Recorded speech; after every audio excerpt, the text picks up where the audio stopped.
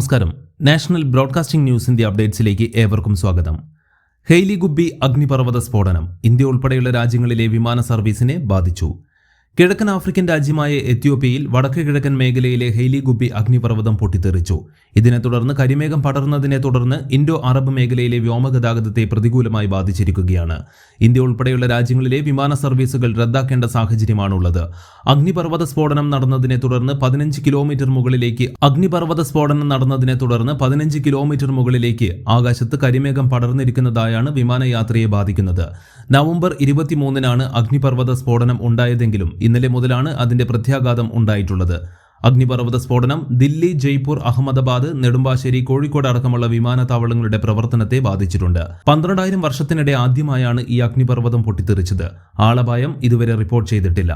അഗ്നിപർവ്വതത്തിൽ നിന്നുള്ള ചാരമേഘങ്ങൾ India, Yemen, Oman, വടക്കൻ പാകിസ്ഥാൻ എന്നിവിടങ്ങളിലേക്കാണ് നീങ്ങിയത്. നെടുമ്പാശ്ശേരിയിൽ നിന്നുള്ള ജിദ്ദ, ദുബായ് സർവീസുകൾ അഗ്നിപർവ്വത സ്ഫോടനത്തെ തുടർന്ന് റദ്ദാക്കി. വിമാന സർവീസുകൾക്ക് ജാഗ്രതാ നിർദ്ദേശം നൽകിയതിനെ തുടർന്ന് അറബ് രാജ്യങ്ങൾ ഉൾപ്പെടെയുള്ള വിവിധ രാജ്യങ്ങളിലേക്കുള്ള വിമാനയാത്രകൾക്ക് വിമാന കമ്പനികൾ കൂടുതൽ നിയന്ത്രണം ഏർപ്പെടുത്തുമെന്നാണ് അറിയുന്നത്. കൂടുതൽ വാർത്തകൾക്ക് വേണ്ടി കേൾക്കൂ നാഷണൽ ബ്രോഡ്കാസ്റ്റിംഗ് ന്യൂസിന്റെ അപ്ഡേറ്റ്സ്.